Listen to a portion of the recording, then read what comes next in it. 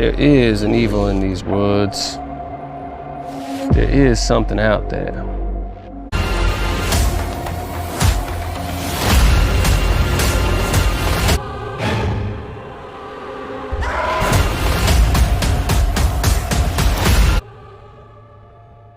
की शुरुआत होती है एक कैबिन को दिखाते हुए जिसके अंदर एक कपल होते हैं, जहाँ पर वाइफ को यहाँ पर कुछ आवाज़ें आती हैं और उसे कोई दिखाई देता है जो कि दूसरी तरफ रूम में जा रहा होता है। अब यहाँ पे वाइफ अपने हस्बैंड को उठाती हैं और हस्बैंड एक नाइफ उठाकर चेक करने जाता है। उनको लगता है कि शायद से कोई लूटपाट के इरादे से वहाँ पर आया होगा। और अब जैसे ही वो दरवाज़ा खोलता है तो कोई चीज़ हस्बैंड को अंदर खींच लेती है और दरवाज़ा अपने आप बंद हो जाता है। तो यहाँ पर जो वाइफ होती है वो पुलिस को कॉल करने लगती है, लेकिन तभी उस रूम का दरवाज़ा अपने आप खुलता है और हस्बैंड वाइफ को ये कहता है कि उसने उस चीज़ को मार गिराया। और जब उसकी बीवी रूम के अंदर देखने जाती है तो रूम के अंदर उसको कॉर्नर में उसके ही हस्बैंड की डेड बॉडी मिलती है जिसकी आंखें किसी ने निकाल ली थी। और तभी पीछे से एक मॉन्स्टर आकर उसकी वाइफ को भी खत्म कर देता है। अब यहाँ पर दोनों कपल मारे जा चुके थे। अब यहाँ पर जो सीन है वो दूसरी ओर शिफ्ट होता है, जिसके अंदर हम टॉम और डिलन को देखते हैं। और टॉम ने डिलन को कॉल करा था क्योंकि वो ये चाहता है कि डिलन उसके साथ कैबिन में एंजॉय करने चले, लेकिन डिलन को वहाँ पर नहीं जाना था क्योंकि टॉम अपनी गर्लफ्रेंड एशली के साथ वहाँ जा रहा था और इस वजह से डिलन वहाँ पर अकेला पड़ जाता। लेकिन टॉम इस बात पर ये कहता है कि एशली की दोस्त ट्रेसी भी वहाँ पर आएगी और वो अकेला नहीं पड़ेगा, जिसके बाद में डिलन मान जाता है। दूसरी तरफ हम एशली को देख पाते हैं जिसने ट्रेसी को भी यही कहकर मना लिया था। अब ये बोलने के बाद वो चारों एक कैबिन में पहुंच जाते हैं जो कि जंगल के बीचों बीच था। और मूवी की शुरुआत में हमने जिस कैबिन के अंदर एक कपल को मरा हुआ देखा था वो यही कैबिन था। अब ये चारों उस कैबिन के अंदर जाते हैं और अपने अपने रूम में चले जाते हैं, लेकिन ट्रेसी और डिलन के लिए वहाँ पर इनफ रूम्स नहीं थे तो डिलन नीचे काउच पर सोने के लिए तैयार हो जाता है। लेकिन इसके बाद में वो चारों बाहर बैठकर एंजॉय करने लगते हैं और वो चारों जंगल में हाइकिंग करने की भी सोचते हैं, जिसके बाद में वो हाइकिंग करने चले जाते हैं। और ऐसे ही उन्हें रात हो जाती है और अब वो कैबिन का रास्ता भूल चुके थे।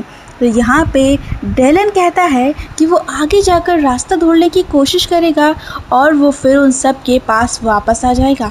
खैर, अब जब डिलन जो होता है जब वो आगे बढ़ता है वहाँ पर उसे कोई चीज़ दिखाई देती है और तभी थोड़ी दूरी पर हम देख पाते हैं कि मूवी के स्टार्टिंग में जो कपल मारा गया था उसके अंदर जो हस्बैंड था वो वहाँ पर खड़ा था, लेकिन अगले ही पल वो वहाँ से गायब हो जाता है।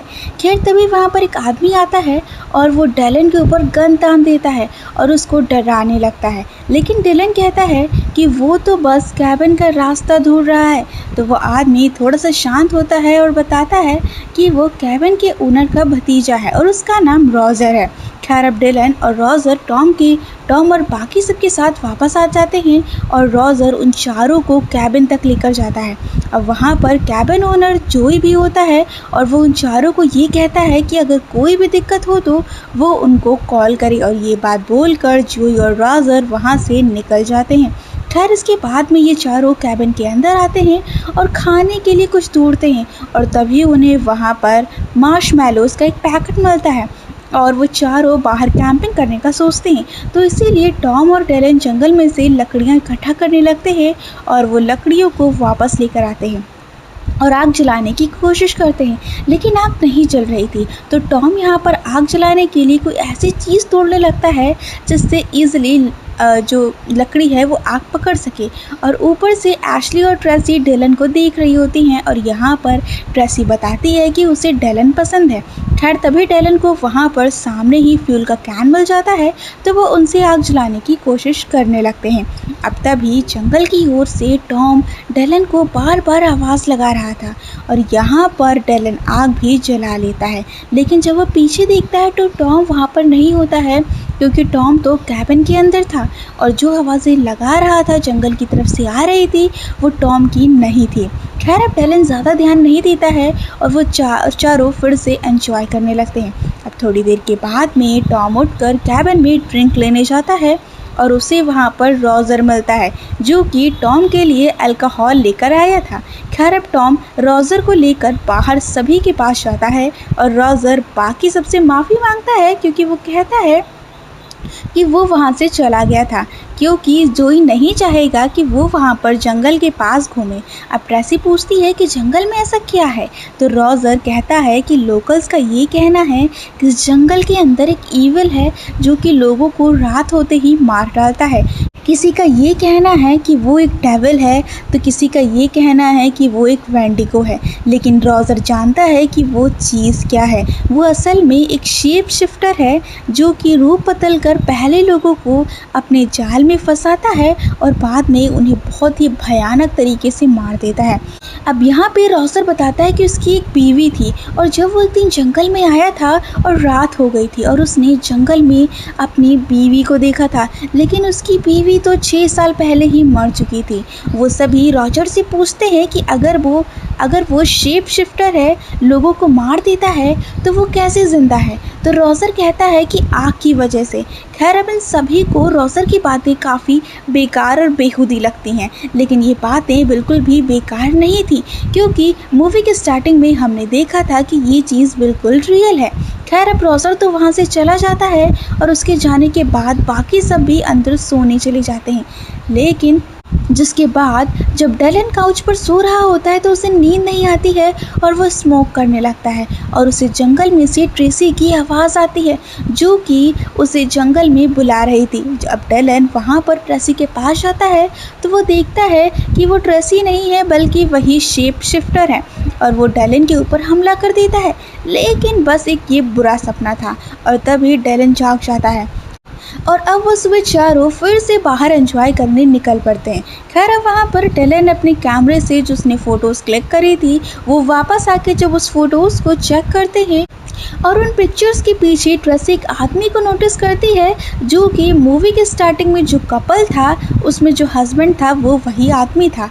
अब हम देखते हैं कि एक पिक्चर के अंदर वो आदमी और रोजर उनका पीछा कर रहे थे। खैर अब वो इन बातों पर ज़्यादा ध्यान नहीं देते हैं और डिसाइड करते हैं कि अगर फिर से ऐसा हुआ तो वो पुलिस को कॉल कर देंगे और वो अगली सुबह वहाँ से जाने का डिसाइड कर लेते हैं। खैर इसके बाद में वो सभी फिर से एंजॉय करते हैं और वो सभी कार्ड्स खेलने लगते हैं। तभी एशली को विंडो के बाहर रोजर दिखाई देता है और वो अगले ही पल गायब हो जाता है। खैर टॉम डिलन को अपने साथ लेकर जंगल में रोजर को ढूंढने लगता है और अब यहाँ पर डिलन और टॉम अलग अलग होकर उसको ढूंढते हैं और वहाँ पर टॉम को कोई छिप कर देख रहा होता है।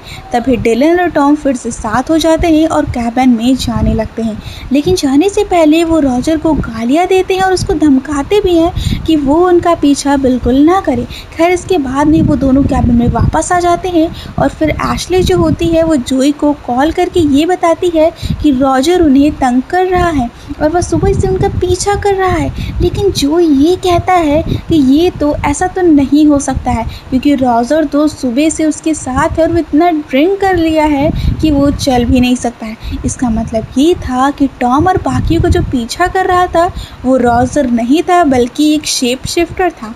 खैर तभी जोई एशली से रोजर की बात भी करवाता है और डरते हुए एशली कॉल कट कर देती है, जिसके बाद में वो लोग एक डिसाइड करते हैं कि वो एक पल भी यहाँ नहीं रुकेंगे और सुबह होते ही वहाँ से चले जाएंगे। और एशली और टॉम अपने रूम में चले जाते हैं और डिलन और ट्रेसी काउच पर बैठकर बातें करने लगते हैं। अब उधर घर के बाहर रोजर के रूप में शेप शिफ्टर टॉम को बाहर बुलाता है और टॉम बाहर जंगल में शेप शिफ्टर के पीछे भी चला जाता है और टॉम के पीछे एशली भी जंगल में चली जाती है। इसके बाद डेलन और ट्रेसी भी उसके पीछे जाते हैं। अब तभी वहाँ पर टॉम डेलन और ट्रेसी के पास जाता है और टॉम उनसे एशली के बारे में पूछता है और तभी एशली थोड़ी दूर पेड़ के पीछे से निकलकर टॉम की तरफ आती है, लेकिन वह एशली नहीं थी बल्कि वही शेप शिफ्टर थी। जिसके बाद में टॉम और बाकी सभी कैबिन में आ जाते हैं और ट्रेसी को यहाँ पर एशली पर शक होता है, लेकिन एशली टॉम को लेकर अपने रूम में चली जाती है और फिर डेलन थोड़ी सी रिसर्च करता है और उसको ये पता चलता है कि जिस आदमी को उन्होंने पिक्चर्स में देखा था उनका पीछा करते हुए, वो असल में बहुत पहले ही मारा गया है। अब तो यहाँ पर डेलन और ट्रेसी को रोजर की शेप शिफ्टर वाली बात पर पूरा भरोसा हो गया था। अब तभी हम वहाँ पर नोटिस करते हैं कि एशली यानी कि शेप शिफ्टर टॉम को जंगल में लेकर चला जाता है और डेलन और ट्रेसी अपना बैग पैक करने लगते हैं। वो देखते हैं कि एशली और टॉम रूम में नहीं है और कार की कीज़ भी एशली के पास है। तभी कोई फ्रंट डोर को नॉक करता है और वो टॉम था, लेकिन कोई बैक विंडो नॉक करता है और वो भी टॉम था और वो डिलन को डोर ओपन करने के लिए बोलता है। और तभी डिलन विंडो के पास जाकर अपना लाइटर जलाकर टॉम के फेस की तरफ करता है और वो एक शेप शिफ्टर था जिसने आग देखकर अपना असली रूप दिखा दिया था। तो डिलन अब फ्रंट डोर ओपन करके असली टॉम को अंदर ले लेता है और टॉम यहाँ पर घायल था, जिसके बाद में वो दोनों टॉम से ये पूछते हैं कि क्या हुआ। तो टॉम यहाँ पर सारी बात बताता है, जिसके बाद डिलन पुलिस को फ़ोन करता है, लेकिन उनकी बातों पर पुलिस ज़्यादा ध्यान नहीं देती है और वो डिलन के लिए मदद भेजती है, लेकिन हेल्प आने में 1 घंटा लगने वाला था। इसीलिए डिलन जो है वो जोई को कॉल करता है और जोई जल्दी से कार में बैठकर उनके पास जाने लगता है। अब खैर यहाँ पर विंडो के पास में शेप शिफ्टर आता है जो कि एशली का रूप लिया हुआ था और वो डिलन को कहता है कि वो ट्रेसी और डिलन को छोड़ देगा अगर वो टॉम को उसको दे दे, लेकिन बाद में शेप शिफ्टर वहाँ से चला जाता है। अब तभी ट्रेसी और डिलन बात कर रहे थे कि शेप शिफ्टर अंदर आ जाता है और वो टॉम उन दोनों को वहाँ से जाने के लिए कहता है और वो खुद शेप शिफ्टर को रोकने लगता है। अब यहाँ पर डिलन एक नाइफ को उठाता है और उस शेप शिफ्टर को रोकने की कोशिश करता है, लेकिन जो शेप शिफ्टर रहता है वो डिलन के पेट में स्टैब कर देता है और ट्रेसी डिलन को लेकर भाग जाती है और उनके जाने के बाद में शेप शिफ्टर टॉम को बार बार स्टैब करके बहुत बुरी तरीके से मार डालता है। खैर तभी ट्रेसी और डिलन नीचे जाकर एक मशाल बनाते हैं और वो दोनों जंगल में जाने लगते हैं और शेप शिफ्टर भी उन दोनों का पीछा करने लगता है। खैर डिलन और एशली जंगल में बस आगे चलते हैं और डिलन यहाँ पर घायल था, जिसकी वजह से उसकी स्पीड कम हो गई थी और आग भी बुझने वाली थी। खैर तभी वहाँ पर जो कैबिन का ओनर जोई है वो भी वहाँ पर पहुँचने वाला था। खैर आग बुझने वाली थी तो डिलन ट्रेसी को जाने के लिए कहता है और ये बोलता है कि वो शेप शिफ्टर को मारकर उसे रोड पर मिलेगा और ट्रेसी वहाँ से चली जाती है। और ट्रेसी के जाने के बाद में डिलन शेप शिफ्टर को आवाज़ें लगाने लगता है और वो वहाँ पर आ भी जाता है। खैर तभी शेप शिफ्टर एक नाइफ से डिलन के ऊपर हमला करता है और फिर वो ट्रेसी का ही रूप ले लेता है और तभी वो शेप शिफ्टर डिलन की छाती में उस नाइफ को स्टैब कर देता है और बहुत ही भयानक रूप से डिलन की मौत हो जाती है। खैर अब यहाँ ट्रेसी रोड से बस थोड़ी ही दूरी पर थी और आग बुझ जाती है। खैर अब वहाँ पर जोई को रोड के ऊपर ट्रेसी मिलती है और ट्रेसी जोई को अपने साथ जंगल में लेकर जाती है और वो जोई को पेड़ के पीछे देखने को कहती है और जब वो पेड़ के पीछे देखता है तो वहाँ पर असल में ट्रेसी की डेड बॉडी पड़ी हुई थी और तभी पीछे से शेप शिफ्टर जोई पर हमला कर देता है। अब यहाँ पर सिर्फ रोजर बचता है जो कि एक ड्रंक इंसान था, उसके अलावा यहाँ पर बाकी सभी लोग मारे गए थे। कैबिनेट जोई मारा जाता है, स्टार्टिंग में जितने भी दोस्त आए थे वो सभी मारे जाते हैं और पहले के जो 2 कपल थे वो भी मारे जाते हैं। ये एक ऐसा जंगल है जो कि शेप शिफ्टर का इलाका है और जो कोई भी इस जंगल के अंदर आता है वो मारा जाता है। अब इस कहानी के अंदर हम ये देखते हैं कि जो वो शेप शिफ्टर है वो सिर्फ जंगल में आने वाले लोगों को मारता है और रात में ही वो हमला करता है और इसके साथ ही ये मूवी यहीं पर ख़त्म हो जाती है। आपको ये मूवी कैसी लगी हमें कमेंट में ज़रूर बताइएगा और अगर वीडियो पसंद आई हो तो वीडियो को लाइक शेयर और सब्सक्राइब ज़रूर करें।